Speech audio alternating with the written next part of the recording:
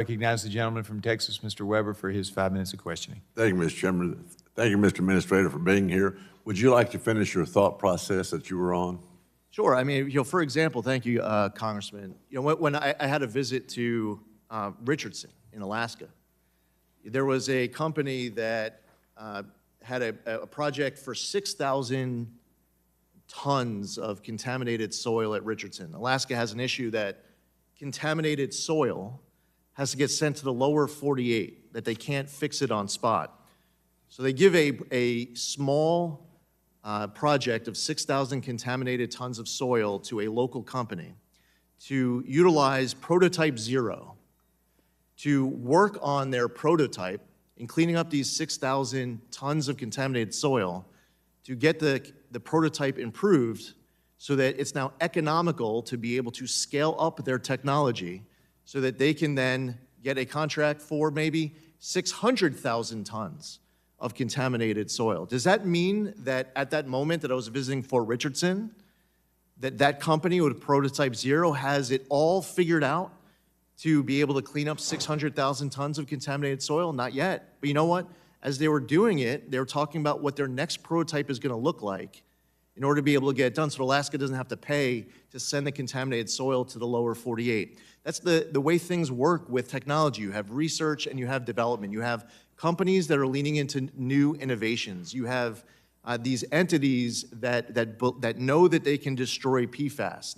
They say with great confidence and excitement, and anyone on this committee, anyone in Congress, on either side of the aisle who cares about the topic should be cheering on the reality that these technologies are advancing rather than us making believe like it doesn't exist.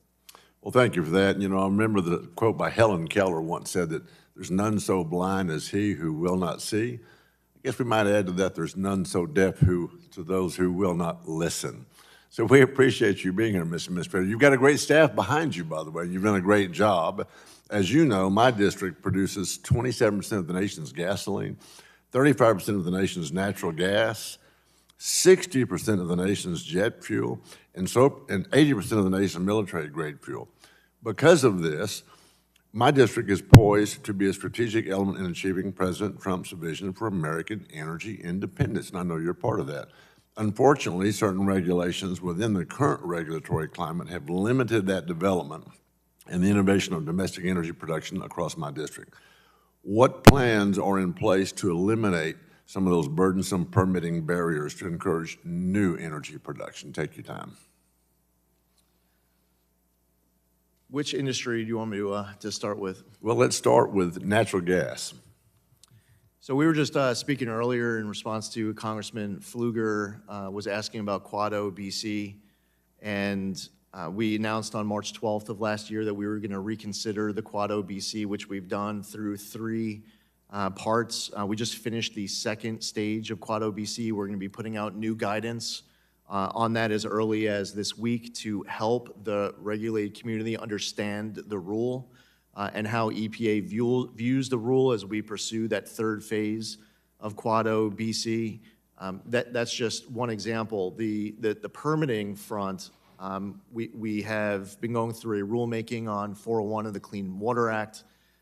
We put out new guidance right away last year as it relates to Section 401. That's an opportunity for legislation with any effort by this committee to modernize the Clean Water Act, 401, the use of 404C, waters of the United States. These are all aspects that relate to permitting for these gas pipelines. Well, that's good to know. And how about on things like jet fuel, petroleum, and of course, oil, gasoline, those kinds of things? Sure. Well, actually, a lot of what I just stated applies to all those of that. industries as well. Now, we're also working with the state of Texas right now, where the state has control over their own state permits, and there are flexibilities that the state of Texas is pursuing.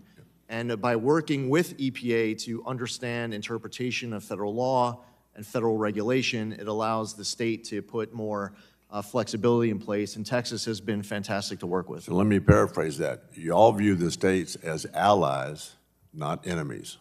Very quickly, I'm going to say, you mentioned earlier that the world was going to end by 4 years and 9 months. I think somebody quoted here about Not my words. I'm going to ask the gentlelady if she would give us some more time. Maybe the world won't end.